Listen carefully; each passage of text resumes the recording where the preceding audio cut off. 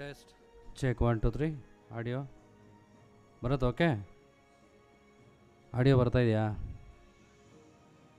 Check 1 2 3 4 audio test test 1 2 3 4 check.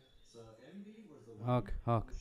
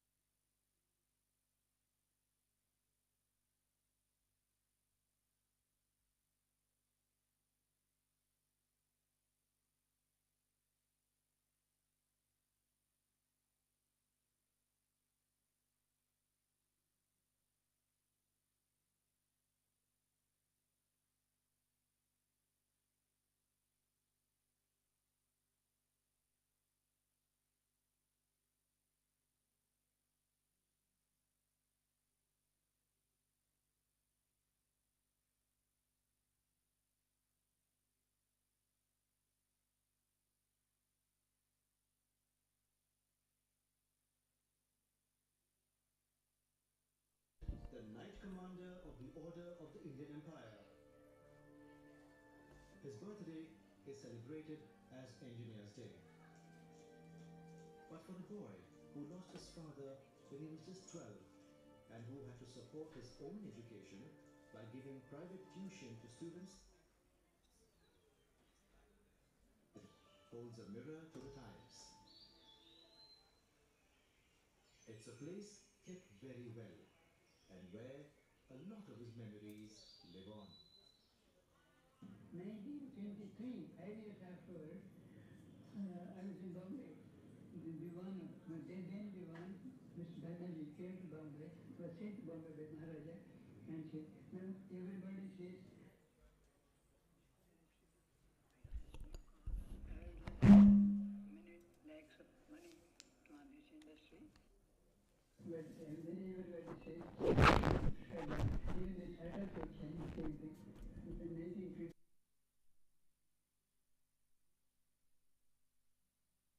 I took over and I put the whole thing in proper condition and handed back to the government.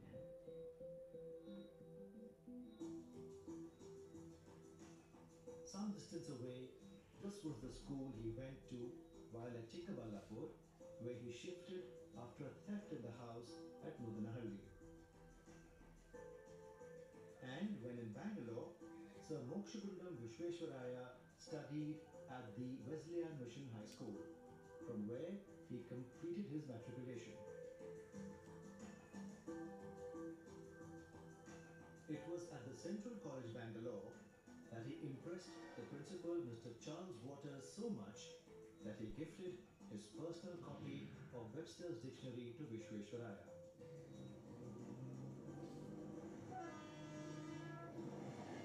It is said of Sir Emery that while travelling by train, he felt an unusual vibration while sleeping and thought it could be a broken track some distance away. He pulled the chain. A spot check surprised all. There indeed was a big crack in the rail a few meters away. A major mishap was avoided and a lot of lives saved.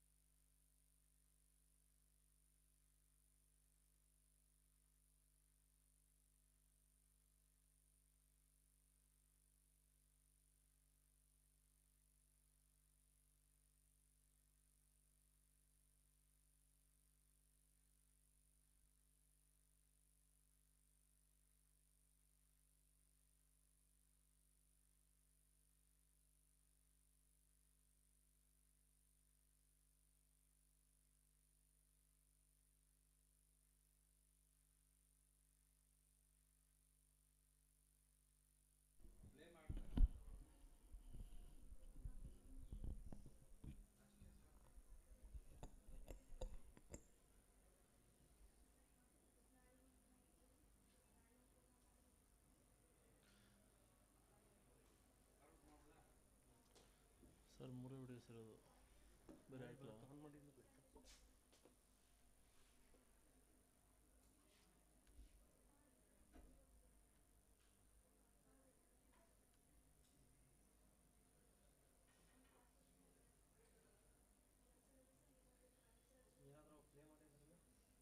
Play ಮಾಡಲಾ?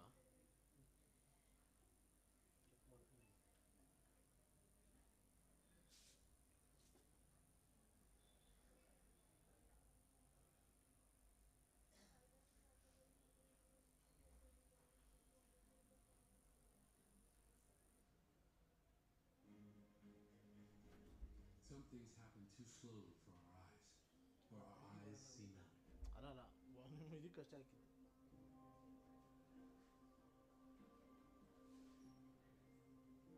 Sir ಅದು ಕಂಟ್ರೋಲಿಂಗೇ ಇಲ್ಲ, ಅದು wire problem ಏನೋ ಗೊತ್ತಿಲ್ಲ ನನಗೆ. You can see how organisms emerge and grow.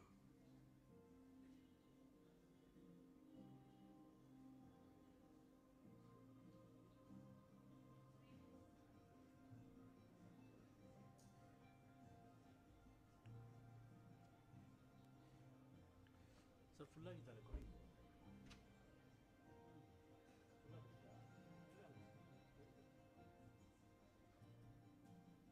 How a vine survives by creeping from the forest floor to reach the sunlight.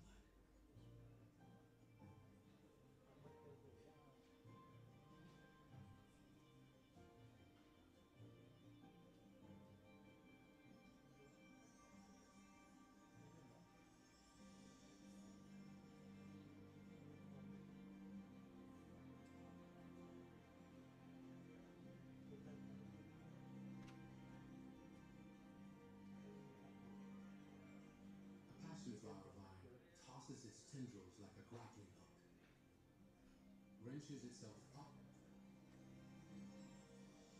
and throws open its sun-catching blossom.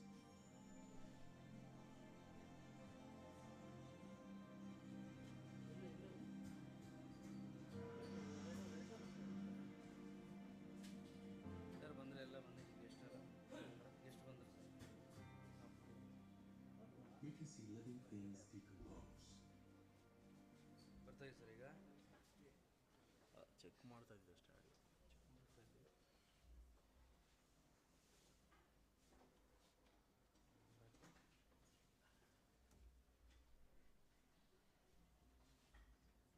ಅದು record ಆಗ್ತದೆ. ಅದು ಮೇಲ್ಗಡೆ ಹಾಕಿ national cup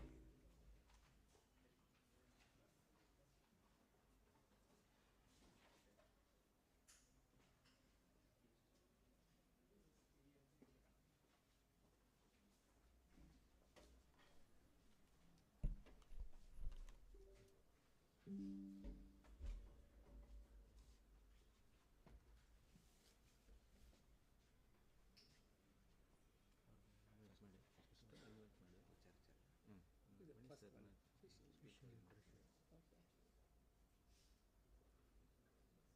ಹೌದಾ, 11 tea break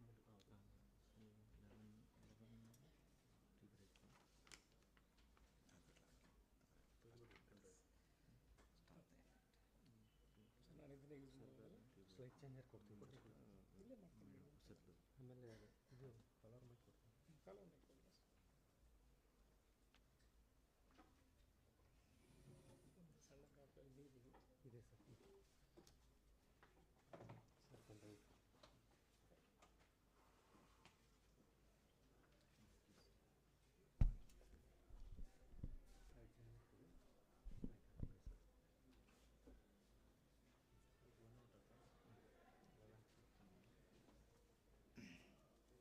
ಬಂದರೆ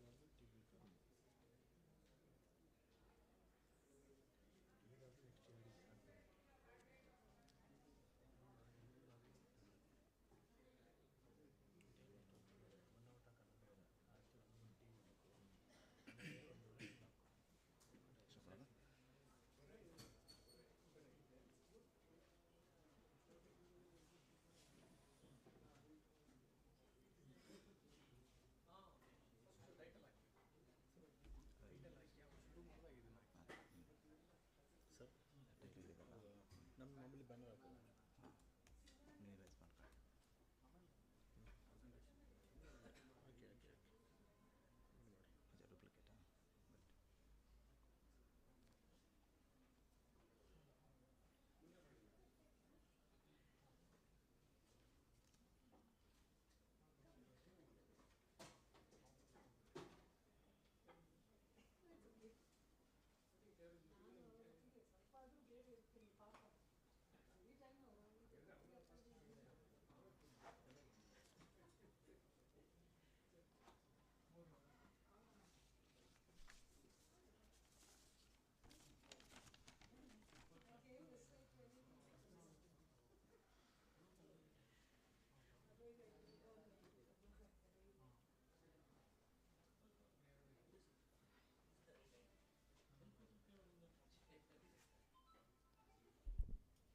ಎಲ್ರಿಗೂ ಮುಂಜಾನೆಯ ನಮಸ್ಕಾರಗಳು. ಗುರುಬ್ರಹ್ಮ ಗುರುವಿಷ್ಣು ಗುರು ಸಾಕ್ಷಾತ್ ಪರಬ್ರಹ್ಮ ತಸ್ಮೈ ಶ್ರೀ ಗುರುವೇ ನಮಃ ಅಂತ ಹೇಳ್ತಾ ನನ್ನ ಎಲ್ಲ ಗುರುಗಳಿಗೂ ಶಿರಸಾಷ್ಟಾಂಗ ನಮಸ್ಕಾರ ಹೇಳ್ತಾ ಈ ಎರಡನೇ ದಿನಕ್ಕೆ ತಮ್ಮೆಲ್ಲರಿಗೂ ಸ್ವಾಗತವನ್ನು ಬಯಸ್ತೇನೆ. Good morning to all of you. I welcome you to all of you to this second day international conference on blue revolution for development of fisheries development. ಇಷ್ಟು ಹೇಳ್ತಾ just I would like to recap about yesterday's sessions. We had a great speakers, Dr. Ravi Shankar CN from CIFE, Vice Chancellor. He spoke about fisheries education in India. It's a wonderful talk by Dr. Ravi Shankar, and then followed by fish production in India, fundamental rethinking by Dr. Magadaji. Great talk again, and followed by we had aquaculture systems and practices, lessons from the past and how India can derive more benefits by Dr. P. Vijay Anand, a very artistic lecture we had, a great lead speaker. And then at the end of the day we had impact of alien invasive fishes on ecosystem and economy by a zoologist, a director of Zoological Survey of India, Dr. Ramkrishnaji. And we had a wonderful session yesterday, and all the participants interacted. It was a great sessions. And another day, second day, we have eminent speakers. We were actually my generation. We were blessed to have such a great researchers, academicians, and honestly speaking, we were lucky enough to have those teachers. This morning, this first session, we have Dr. C. Vasudeva sir, former Vice Chancellor, NIFTEM, Government of India, and also the first Vice Chancellor of Karnataka University, that is Keladi Shivappanayaka University of Agriculture and Horticulture Sciences. With this brief information, I request today's chair and co-chair, Dr. Eknath sir and Sri Vinay Kumar onto the dais please. And I also request Dr. Vasudeva sir onto the dais please. Thank you.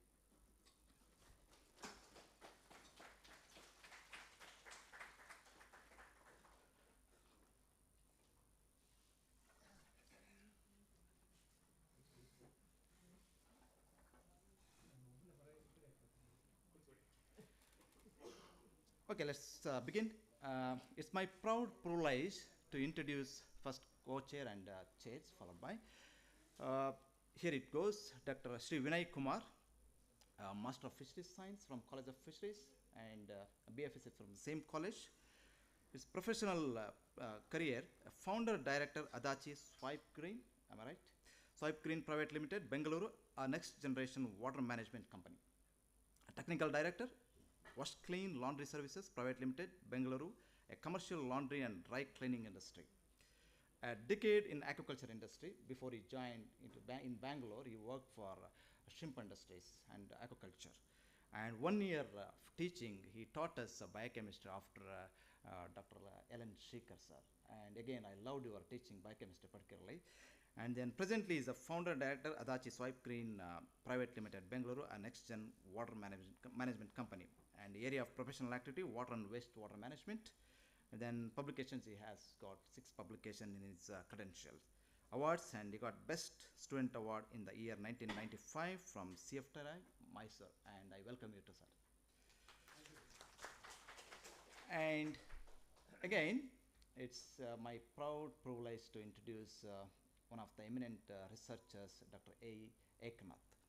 Former Director General, Network of Aquaculture Centers in Asia Pacific, what you call NACA, Bangkok, Thailand, from year 2011 to 2014.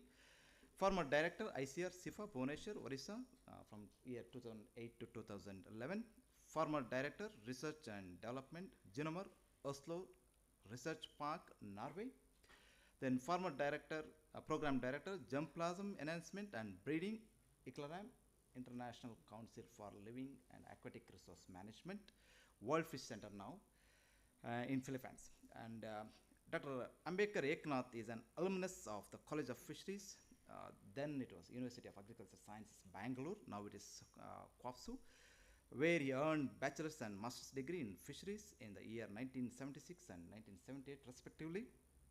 His graduate research in fisheries and aquaculture began in 1988 in the Department of Oceanography and Biology of the Dalhousie University, Halifax, Canada, and the Marine Ecology Laboratory of the Bedford Institute of Oceanography, Canada. He was awarded a PhD degree by Dalhousie University, Canada in 1985 for his pioneering work on assessing the genetic implications of broodstock management practices in aquaculture of Indian major carps. Ambedkar Eknath has got 30 years of experience in managing international aquaculture development projects in challenging multi-institution and multicultural settings in Asia and Africa. He worked at ICLARAM, World Fish Center, from year 1987 to 1997, where he was responsible for the program on fish germplasm enhancement and breeding and the pioneering genetic improvement of farm tilapia, what you call genetically improved farm tilapia, GIFT. From 1998 to 2006, he worked in Ginomar, Norway as one of the founding scientists responsible for establishing Ginomar as a pioneering life sciences company in the University of Oslo Research Park, Norway. From 2008 to 2011, he was appointed as director of ICR SIFA, a premier national institute responsible for research and development of freshwater aquaculture in India. He was unanimously elected as the Director General of the Network of Aquaculture Centers in Asia Pacific, NACA, in 2011 by the Governing Council of NACA, composed of senior scientists, administrators from 18 member countries of Asia Pacific. He retired from NACA in April 2014. At present, he is actively involved in independent research and development consultant for various international organizations. With this brief information and introduction, I welcome to this session, sir. And now it is over to you to convene the session, please. Thank you, sir. When he was reading about my biodata, I didn't know that it was me. Yeah, sometimes you get carried away. Anyway, we have very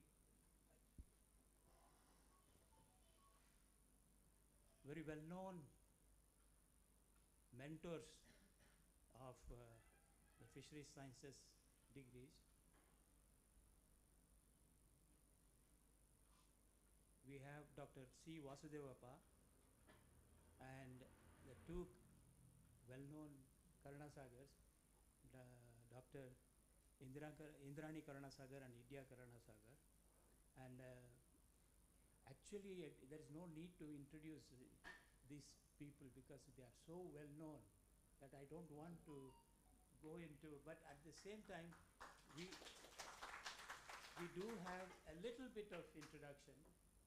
Some things like Dr. Vasudevappa, he has been my senior at the Fisheries College, 2 years senior to me. He comes from the second batch of DFSC. I come from the notorious fourth batch.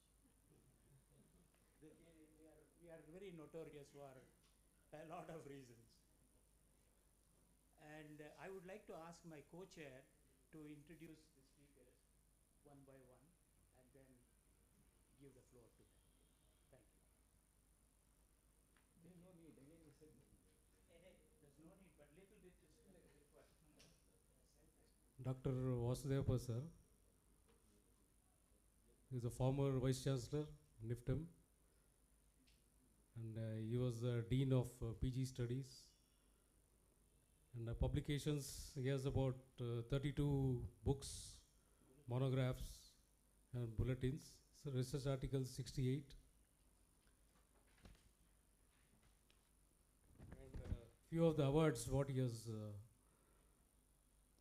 he has been recognized for. He has received Rajyotsava Award in 2020, Swachha Campus Ranking Award from the Ministry of Human Resource Development, Certificate of Excellence from Global Food Chain Alliance, Denmark, Appreciation Certificate for release of Amur variety of carp, and he has been the recipient of JS Purti Memorial Award, New Delhi. Over to you, sir.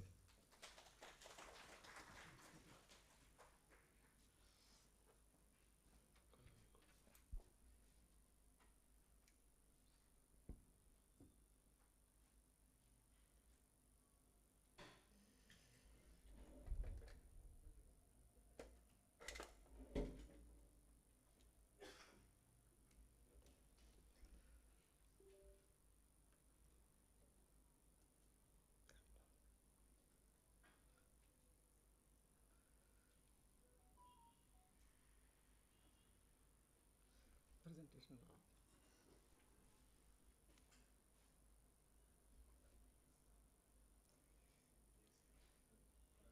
No.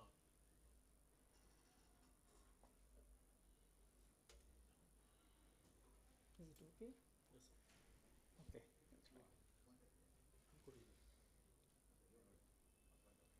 ಇದು front ಇದು back sir. Okay. ಇದು front ಇದು front.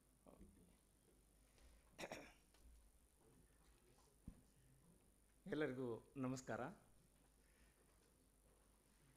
It's a great privilege and honor to be amidst all of you, especially all my friends and of course two seniors here, Dr. Vidya and Madam Karna Sagar.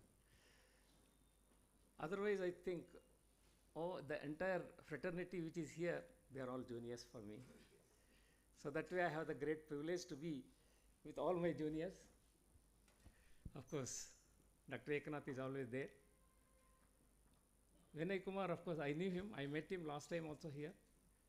And probably others like maybe Dr. C.V. Mohan, Bal Gangadhar, Shiv Kumar, and of course, very importantly, we have Dr. Sahu, who has been mentoring the CIFA, Central Institute for Freshwater Aquaculture, and also he's a national professor.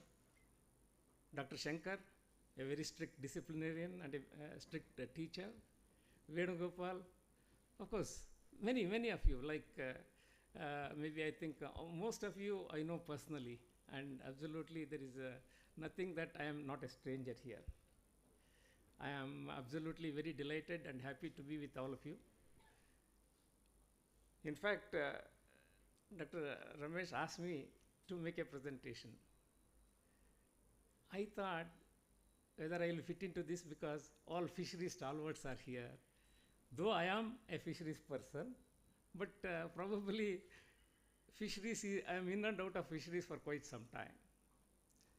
Maybe the moment I left NFDB, I think as the senior executive director, where I had a stint of fisheries, maybe visiting all the states in the country. In fact, that's a great opportunity for me, I would say, and which opened up practical fisheries things for me across the whole country.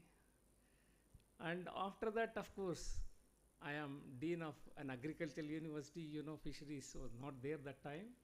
It was all taken away by a veterinary and animal sciences university.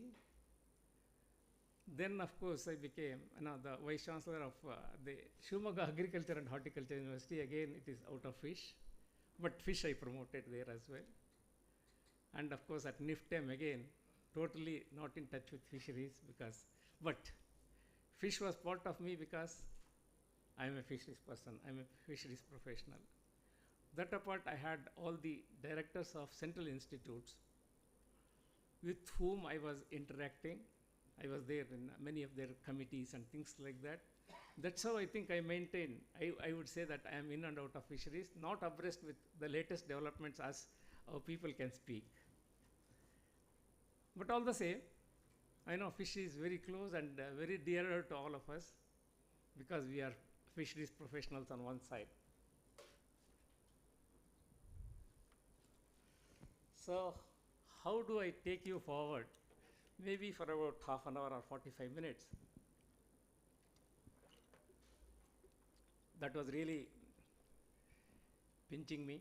Then I thought, since I worked in fisheries, agriculture, horticulture, forestry, probably food science and technology, including, I would say, the food regulations and negotiations and probably all those areas. So I thought, let me just speak something, how important the fish is for a human diet. So that's the reason why, actually, in fact, I am in front of all of you here today. Food and nutrition is something which is very dear to all of us. First thing is, of course, what is food science? It is like the science of food and its relationship to health, human health. The science of food deals with diversity in terms of nutrients in fish, in terms of the requirement, in terms of maybe the essential, the vitamins, minerals, and things like that. All that, it's a complex. It is just not fish, even the other foods, which are very, very important, because we tend to eat fish along with the cereals and pulses and all that. So that is where I think, the changes in the understanding of diet is very, very important, which really determine how healthy you are at the end. So that's where I think, the fish and nutrition has become important. And the reason why we are interested in food is, we need energy, number one, we need equality, and probably it is for, I would say, convenience and also health benefits. A good food is always, it gives you, at least drives the human body for a good health. That's what we need to be looking at. And probably if you look at the advances in nutrition, it's huge. Fish is a part of it, I would say that. Probably you can see a lot of new technologies which have come. Maybe we are talking about the cereals, the pulses, the oil seeds, the fruits, vegetables, the eggs, the meat, whatnot. All these things are part of our food. And all these things, independently, if you take, probably it doesn't supply all the nutrients which are essential for the body. So that's where I think, a lot of technologies have come in terms of processing, which become very, very important to improve the quality of the food. Of course, they have given few examples like butter fortified with vegetarian sources of omega-3 fatty acids, because we have been eating butter every day. And that butter becomes very, very important. And omega-3 comes from where? Basically, it is all mostly from fish. There are some vegetables also which have very little quantity of omega-3, but otherwise mostly from fish. Then blueberry fortified, probiotic yogurt. This is something which is very big, especially very popular in Japan. So there, actually, the yogurt, which is fortified with a lot of vitamins, minerals also, then also the blueberry and things like that, which are very important fruits. Probably milk protein enriched in fortified bajra. I think these are all things which are happening. Could be, it can be a general fortification where food is mixed in a proper proportion, which to provide some of the essential nutrients. Or it can be biofortification, where genetically, through the plant itself, you can get some of the required vitamins, minerals, and proteins and all that. And probably even functional foods. You all know functional foods are very, very important. Probably the sports persons, they need a separate kind of a functional food.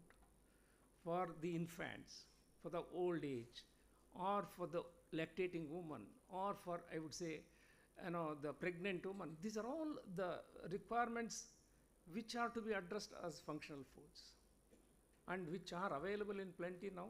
That is the reason why we have come up with a lot of food supplements, which can be mixed in a proper proportion and which would definitely drive or help a better nutrition. And then, of course, enrichments, these things we have heard of already. But enriching a food, what I said in the beginning itself, these are all the enriched foods, and which are really required maybe for making it more nutritive. Technologies are like, of course, we have been talking about the fish oils, especially the liver oils and all that encapsulation it has come from that ages. And now many other food supplements are being encapsulated. That is something, probably I think I'll let you know when I move ahead. Omics, bioinformatics, maybe I think these are all things which are of the latest trends. Biomarkers, GMOs, and probably nutrigenomics. These are all things which have come to improve the quality of the food in terms of its nutrient value or a biological value. This is where I think the advancement has taken place. But all the same, India is a huge country. Earlier, I was very proud to say that we are a 1,000 million food producing country. Today, it has crossed 1,500 million tons. Believe me, the revolution that has taken place in horticulture, especially fruits and vegetables, initially when we were young, probably we were not getting a fruit to eat. Maybe once in 6 months or once in a year, we used to eat. Even a banana, we used to divide and eat.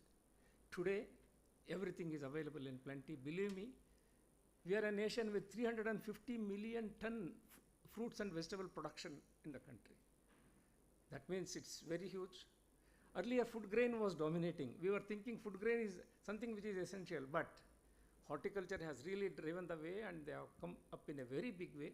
Probably, I think, reached the highest. Then the cereals and other food grains, it's about 330 million tons. Huge. So, like this, probably the milk revolution or the white revolution, which has created, I would say, a real dent in the whole economy of the country. 25% of the world milk is produced in India, believe me. This is something like about 230 million tons. And all this milk, though it is very good for us because the per capita availability of milk has increased, maybe about 400 ml per individual per day. And earlier it was only 100 ml or less than 100 ml. So that's where I think the country has made a huge progress in terms of milk production. Maybe even egg production. I was astonished to listen. We have a per capita availability of 101 eggs per year. Can you imagine? What was the status then and what is it today? 130 or 32 billion eggs are produced in India. So that's where I think food has become very, very important for every one of us. That is the reason we have the food security has been really well established. But the protein insecurity, or I would say the deficiency of proteins and even the minerals, was neglected. Now the focus is given for protein security, or I would say the mineral security. So this is becoming important for us, and day by day I would say that though we are first or second in many of the areas, fish also has received a huge impetus. If I am correct, Dr. Savu is here. We are around 16 or 17 million tons of fish production today. We want to reach 20 million tons by the end of this 2030. By 2050, we are supposed to be at 50 million tons. See, this is what is the target which has been refocused and re-established. So we need to look at all these parameters and also the requirements and the demands, and probably I think we should move ahead. Advantage with India, let me tell you, agriculture potentiality is huge. We have 20 out of 26 agroclimatic zones or regions in the country. That means it's a mini world. And absolutely we are blessed with having a good sunshine all over excepting few states or the Himalayan region and all that. But otherwise the food that is produced is very healthy, and probably everyone would like to come to India. It's only for the reason that we have sufficient sunshine and have quality food which is rich, I would say, in many of the vitamins and minerals. So that is the reason probably, and with that background, I thought let me speak few things about fish. fish means a lot for all of us. Of course, I would say all of you, 100% it is fish eating population here? Or somebody like Ayyappan who is there not eating fish? There could be, of course, India is a country with a lot of diversity. And absolutely, I think there could be people who do not eat, though who advocate fish, like Dr. Ayyappan.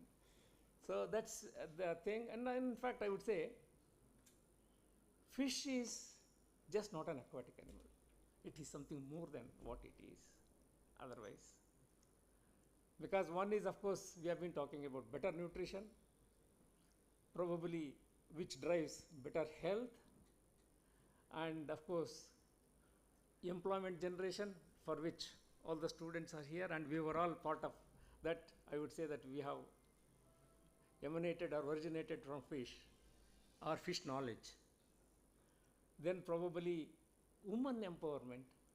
I think that's where many of our students are girls here, or some of the people, at least, they're interested in fish for an employment.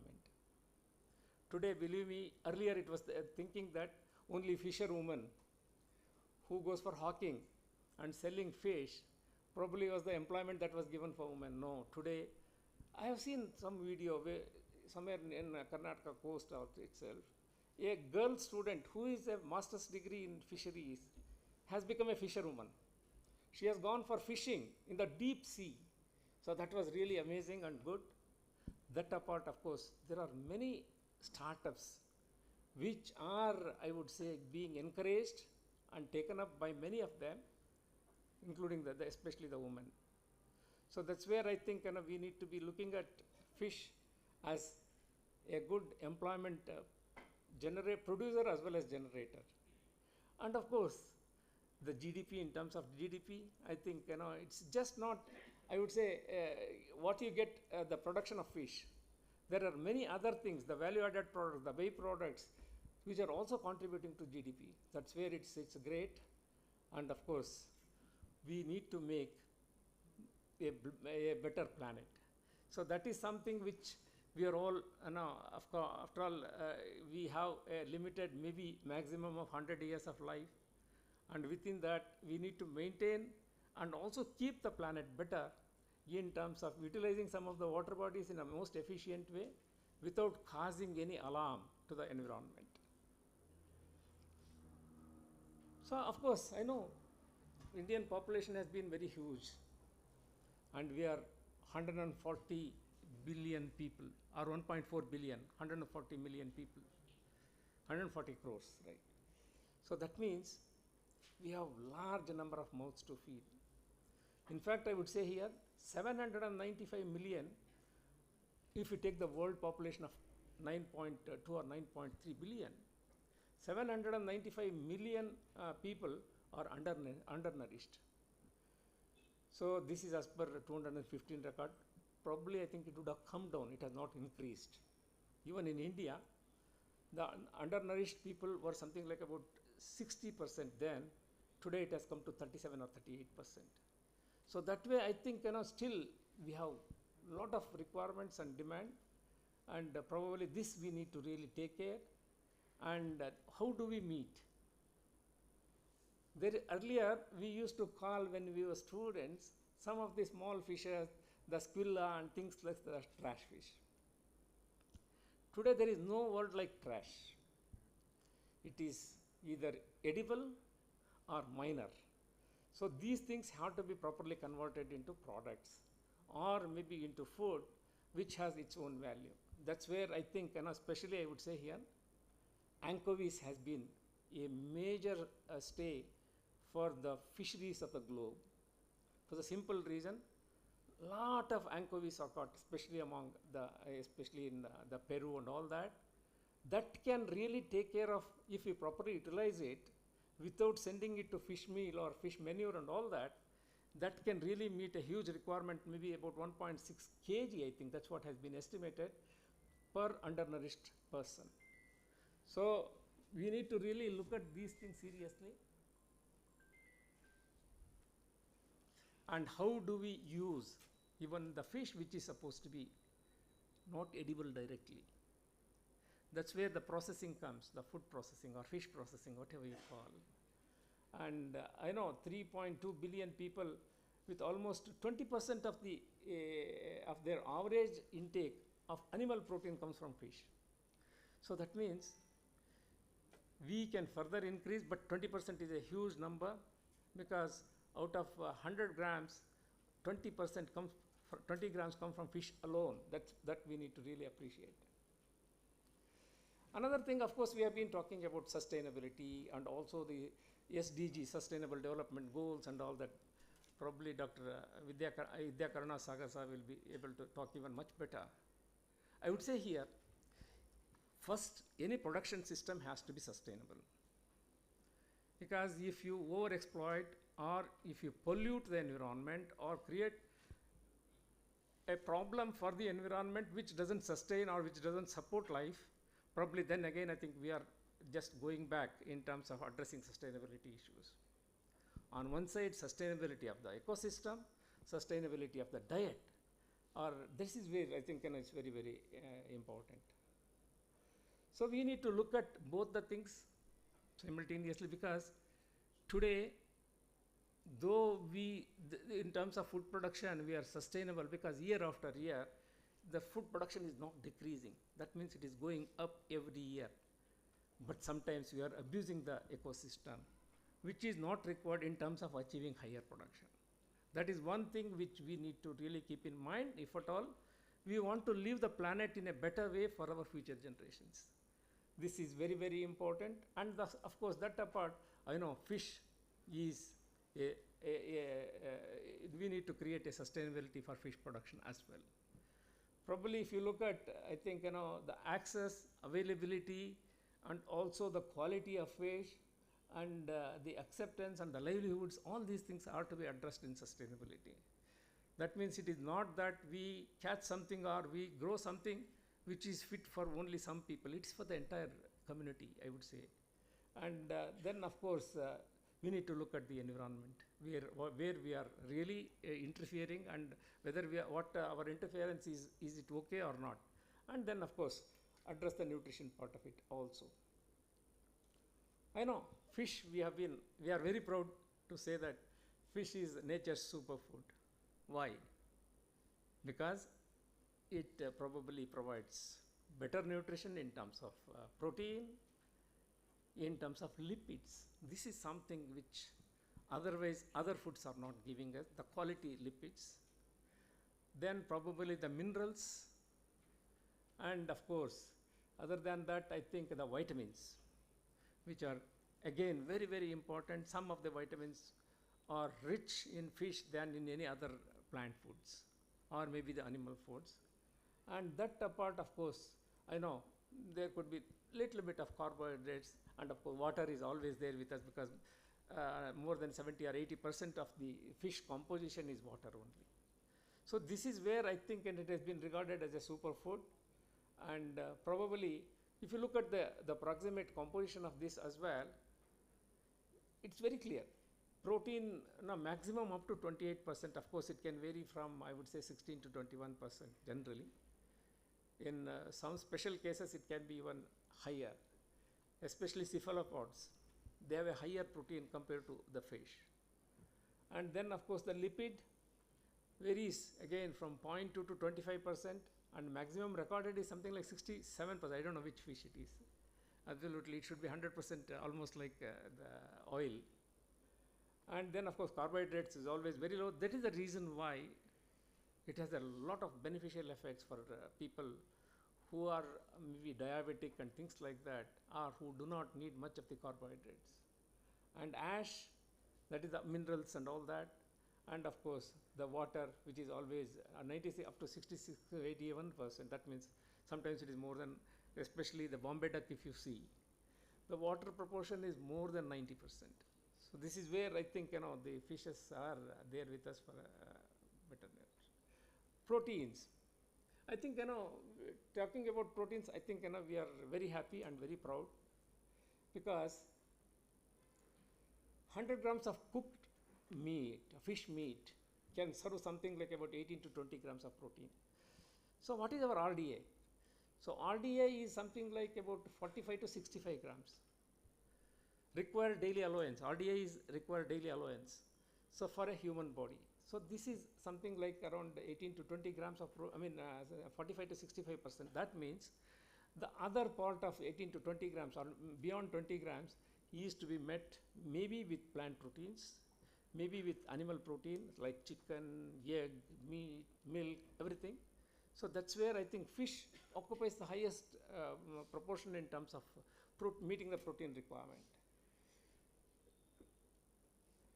So fish proteins are, as I said, of high quality because essential amino acid content is very high in fish.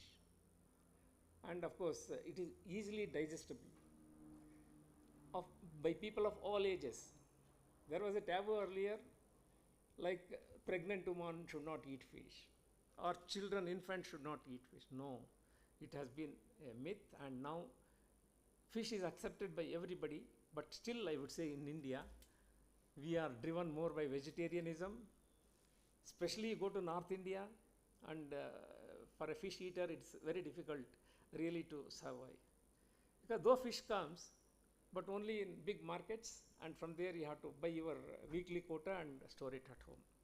So otherwise, like here, it is not, you cannot just like that go to a market and then buy fish.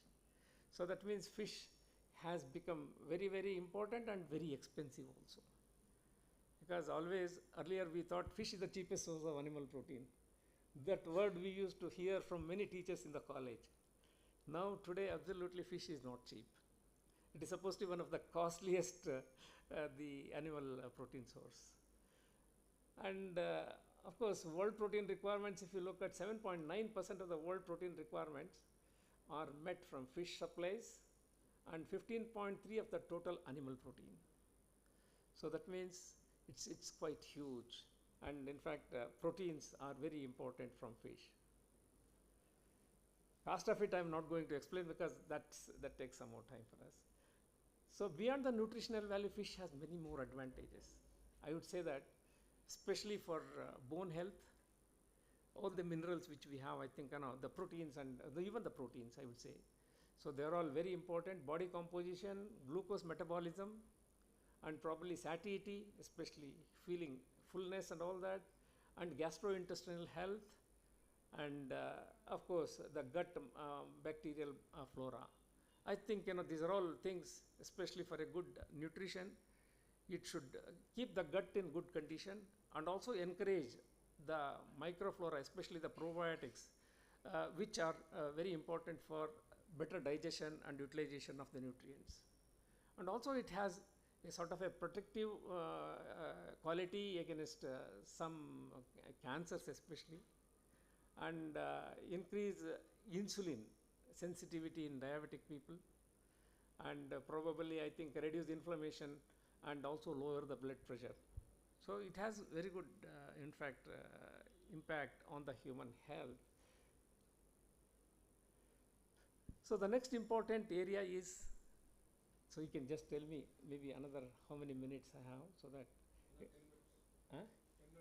10 minutes, okay. So now I think, yeah, maybe I'll try to finish because this is the major group. Other than this, of course, I can even skip also. So fish lipids supposed to be the most important nutrients which are derived from fish. In fact, fishes are there with almost no lipid or very little lipid, and up to even 24%. In the beginning it was also said that even up to 67% the fats are there. So then I think fish oil, especially the oil, sardine and mackerel lipids, they are very, very important. Though we think that they are cheap fish, but I would say sardine is supposed to be the best fish compared to any other fish which we generally eat. So only thing you should know how to maintain the fatty acids and how to cook that and probably how to use that. If you have that, probably if you are eating every day one sardine, that will take care of all your issues and problems of health. And seasonally also, and along even with the sexual maturity also, the oil content varies. I know, because especially when it is maturing, the fats are taken for the gonadial development. and especially when the summer is there and fat contents is high because they eat more, and that's how I think probably in oil sardine, June, July, when it is the breeding season, it is 3 to 4% fat. But when it comes to the summer, and or I would say November, after November, probably I think it is about 18%. So that's where I think the oil content varies, and which I think it's very, very important. Benefits of fish consumption is largely from, of course, we all know, PUFA. Every nutritionist speaks only PUFA when you speak of the fats. So polyunsaturated fats are high in fish, and probably it also helps in many, many ways. I would say that for brain, why people, especially the fish-eating people, are called more healthy and also more sensitive and more intelligent. It's because of, I would say, the PUFA. PUFA drives in all the energy requirements, and also all the cell receptivity requirement will increase. So that's where I think the brain and retinal fetal development takes place in a much better way when you are taking more of PUFA. And cognitive development, mental health improvements, especially against depression and such of those dementia and all those problems. And of course, heart again, because always doctors advise eat more fish to reduce bad cholesterol in our body. So that means we have to eat fish, which will help to protect against heart arrhythmia, and probably antithrombosis, which is the blocking and all that, and boost the immunity, reduce inflammation, and anti-arthritis. In fact, this is another big thing. A lot of people, especially women, suffer from arthritis problem, and also the joint issues. It's because they devote their service entirely to the family, plus they always stand and keep cooking. Earlier, the rural woman used to sit and do cooking. Now that sitting has gone, you are standing and doing to reduce or increase your efficiency, but that is creating a lot of problem on their joints. That apart, I think we have what you call EPA and DHA. I think these are things which are very, very important. I would say here the DHA will drive in especially the brain health and the eyesight. So this is something which is very, very important. Of course, EPA will always help for joints and also for the heart.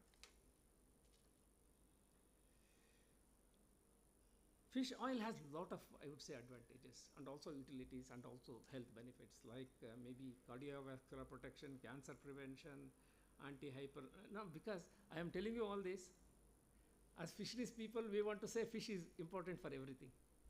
It has come to that. Doesn't mean just like that we are telling. We are also experiencing it, and all these things are the benefits of, I would say, the omega-3 fatty acids. Fish body oil, if it is through wet rendering, if it is extracted, probably that also has wonderful, I would say, health benefits.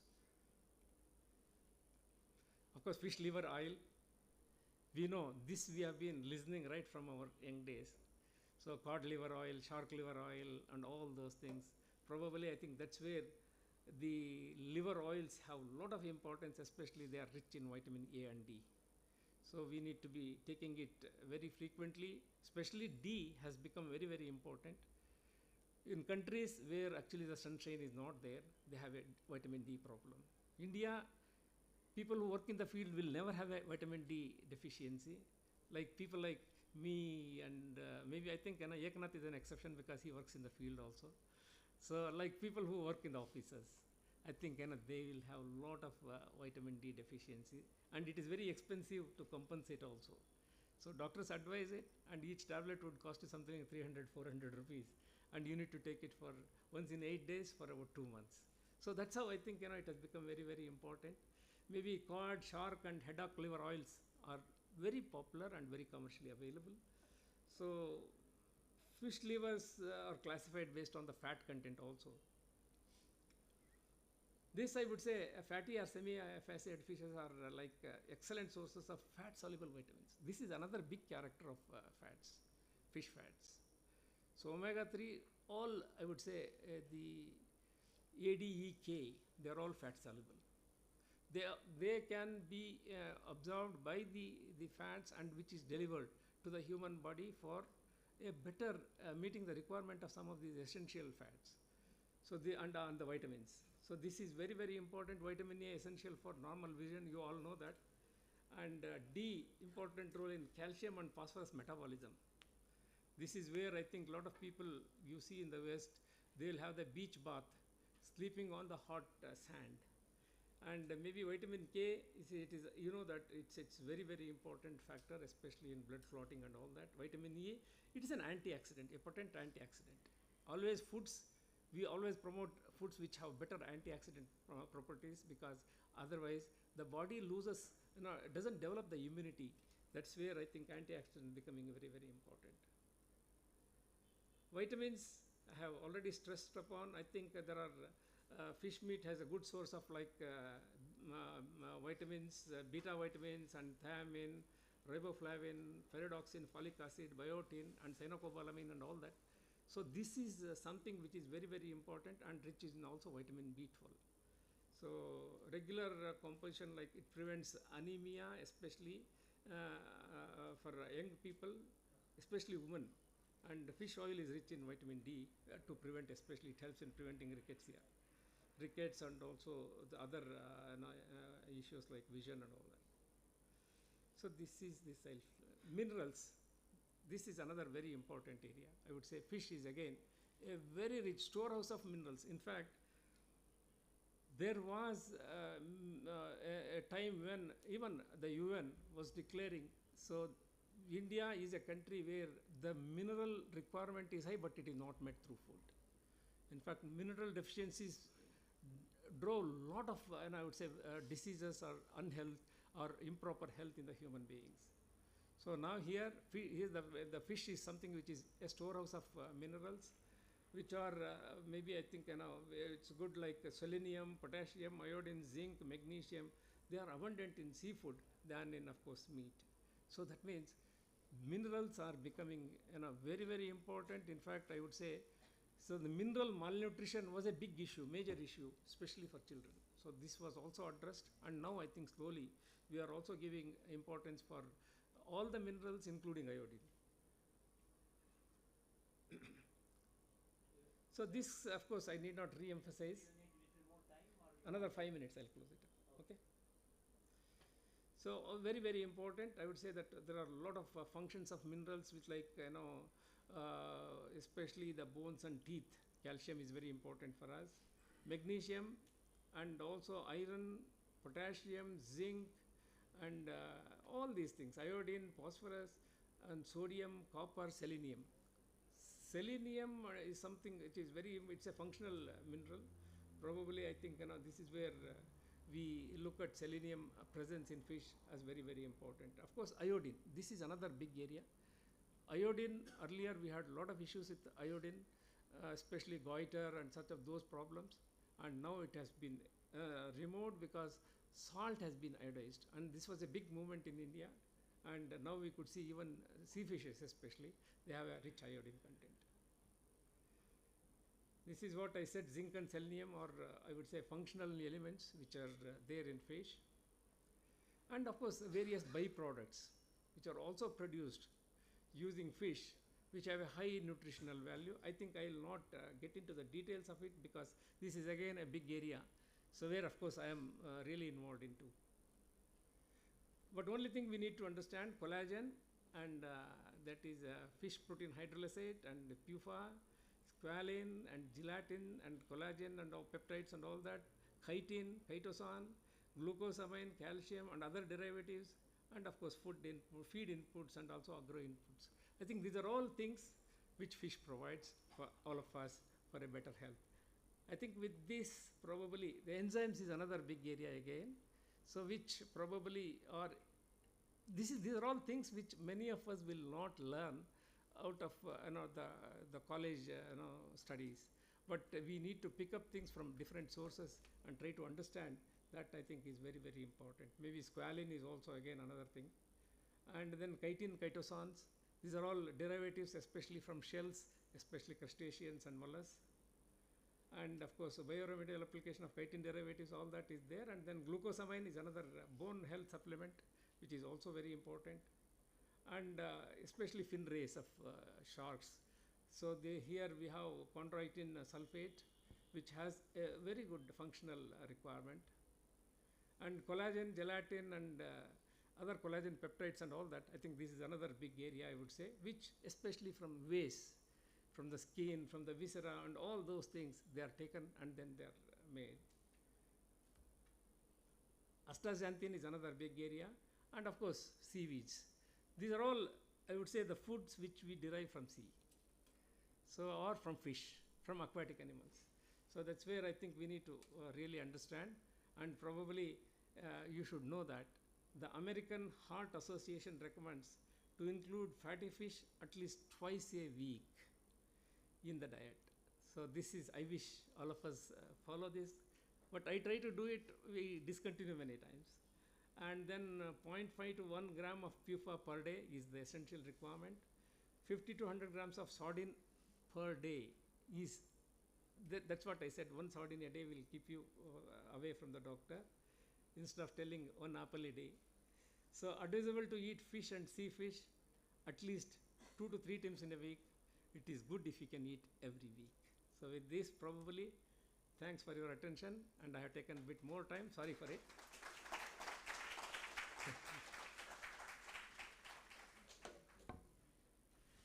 If you have any questions, any suggestions, Hello? you are welcome. Who would like Yeah, to open the? Shankar. Yeah, please. All these days we say fish is rich in PUFA and all. How about our Sahu's freshwater fish? Is it same in like marine fish? Freshwater fish also is fish only, no? That's right. See, but only PUFA, thing, PUFA, yes, compared to the marine fishes like oil sardine and all that, mackerel, No. it is not Forget much. about mackerel and oil sardine or liver. Other marine fish to freshwater fish. I think freshwater fish. It has, but very limited quantity of PUFA in freshwater fish compared to the marine. That is all the difference. Otherwise, PUFA is there in all fishes. That's right, but quantity wise. Quantity-wise, that's what, it is considerably low. I don't know, probably Sahu should be able to throw light on that. Method of cooking before eating. ಅದು ಹೇಳಿದೆ ನೀವು ಇರಲಿಲ್ಲ late ಆಗುತ್ತೆ actually always eat fish which is cooked without frying it. So that's what it is. Sir, anyway, Mr. Sanjay, okay, before that, anyway, freshwater fishes are low in PUFA, except Ilsha. Ilsha has more PUFA. Anyway, thank you. Yeah.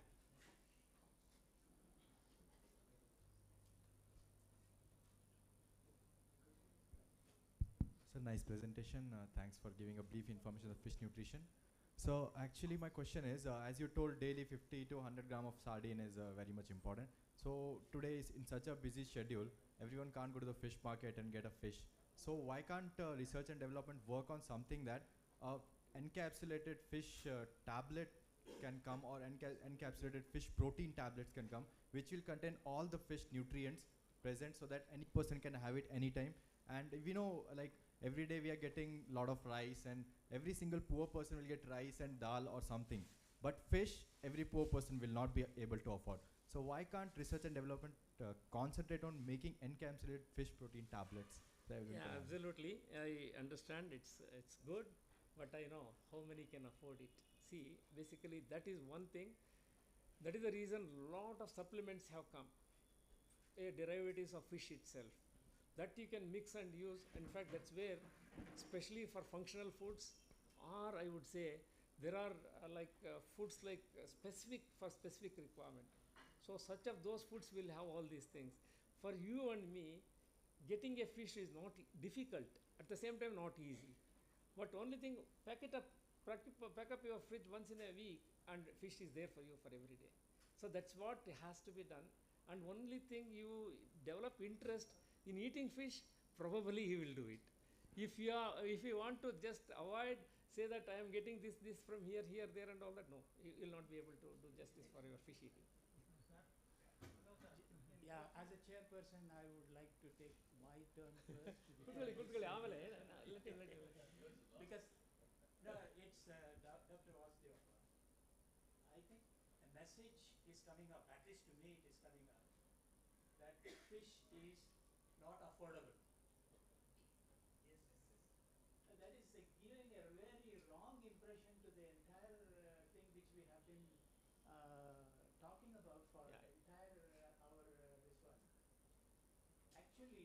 should, what is, comparison is just not dollar to dollar or rupee to rupee. It should not be the case. For example, the percentage amount of selenium contained in fish, just 1 gram of your fish is enough to get enough selenium. So I think you have to be very careful about saying that the fish is an unaffordable fish or commodity. No, It's I very think wrong it's thinking. wrong. If you say, I'll tell you, fish is not expensive for us if you are eating fishes like sardines, mackerels, and this, that. If you are going for sear fish and all that, which is for affluent, forget. After all, these fishes also give us everything. I think I beg to differ again there also. For example, when we were students, salmon was considered as the most expensive gourmet fish. But today, it's available. Yeah, it's available in everywhere. Russell market in India. Yes, it's available. You know, now the cold chain has been established for I think fish. This any recommendation coming out of this particular thing has to really say this. This is not the first time Dr. Vasudev was saying it is unaffordable. My good friend Shiv Kumar has been always saying. Yesterday he was hammering on the point, saying that the fish is not affordable. No. I never said. They are really affordable. Yeah. No. It depends on. No. I think I beg to differ from you in the sense, I never said it is unaffordable. If you look at the protein, which earlier was indicated as the cheapest protein, which is not so today, because we are looking to the quality and it has become expensive. We have to accept that, because as a nutritionist or as a food supplement producer, I always feel it is not cheap. It is expensive. If you are looking for protein per se, if you are eating fish to get your protein, absolutely it is affordable. Like I told you, many fishes, which especially I would say rohu and katla, is available at a very reasonable price compared to any seafood. 150 rupees a kilo, you get it. A bigger fish, you get it for 150, 160 or 180 rupees, not more than 200 rupees. Even in Bangalore, Leopold, Orissa, West Bengal and all that. It is available at that rate. That means fish is produced in large quantity and it is available. Even that if we eat every day also, it doesn't matter for us. That's what is very important. We need to understand why I say marine fish are important for certain of these things. It's because of the PUFA and all that. Otherwise, any fish will provide you the best nutrition and absolutely any time. And cost of protein also, I think you have to. I want to again put this point across, because it gives a very wrong. No, I'll tell you why it is. That word has come. Today, chicken has become the cheapest. Protein from meat has become the cheapest, not fish. I hope you understand then. That's what it is. See, chicken, you get it at 150 rupees or 200 rupees a kilo. Fish, you have to pay 600, 700 rupees a kilo. And the waste in fish, see, dressing waste is very high in fish. It's about 30%, 30 to 35%. Chicken, when you pay that much, it is hardly 10 or 15%, because you eat everything. So that is the reason why it has become the costly protein. Comparatively, it is not that it is unaffordable. Yeah. See, for Eknath, he can afford anything in the world. For him, it's not an issue. But for some people, yes, that's true. So, Satyanarayanappa, you wanted to say? Yeah. We can take it. No, sir. In Dakshina Kannada, they prepare very good fish curry, especially sardine, bangada, and red rice. ತಿಂತಿದ್ದೀವಲ್ಲಪ್ಪ ಹಾಸ್ಟೆಲಲ್ಲಿ. If you are accustomed, Okay. Okay. Bangalore area. ಹೇಳಿ. If you are accustomed to that, it is very tasty and very nutritious. Good. ಅದೇ ಹೇಳಬೇಕಿತ್ತಾ? ಹಾಗಾದರೆ ಎಲ್ಲರೂ ದಕ್ಷಿಣ ಕನ್ನಡಕ್ಕೆ ಹೋಗಿ ಮೀನು ತಿನ್ನಿ. Whatever ಆಯ್ತಲ್ಲ sir. ಬೆಂಗಳೂರಲ್ಲಿ ಇದೆಯಲ್ಲ sir. Sir, we will continue our discussion for some more time outside. Outside. Yeah. Any students, in fact, I would say here, it's just not fish alone.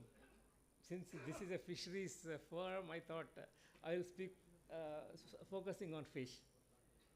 Any issue which is related to food, probably I think if I can be of some help, I can always do it. It's not a big issue at all. Since I was there heading the Institute of Food for 5.5 years, I have learned from many of our colleagues. So to some extent, I can even share that information if it is required. Probably I think that's what you can even discuss outside when I am outside also, no issue. I'll be available for maybe another 1 hour, and probably I think I had to leave in the afternoon. Okay. Okay, then thank you very much, and all the very best for each Thank one you, of sir. you. Thanks a lot. Take care. Yeah.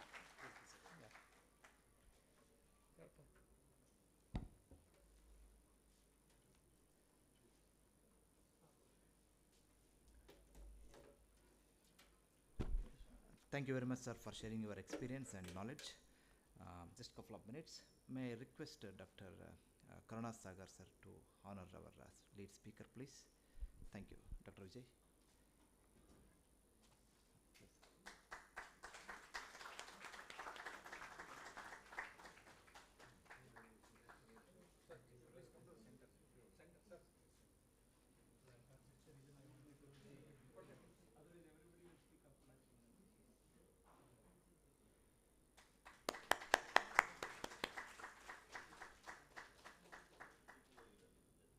Thank you very much, sir. Yeah.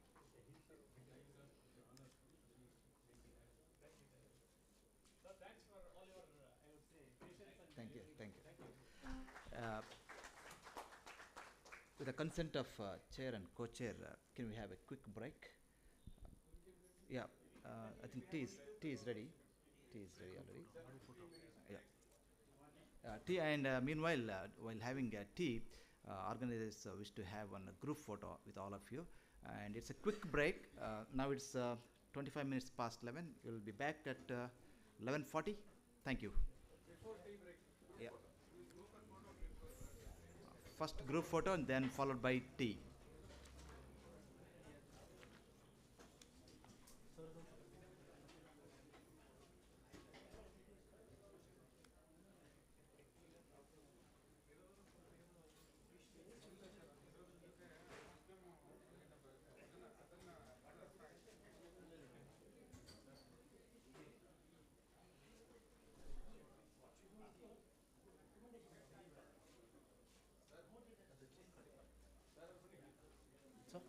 So, oh,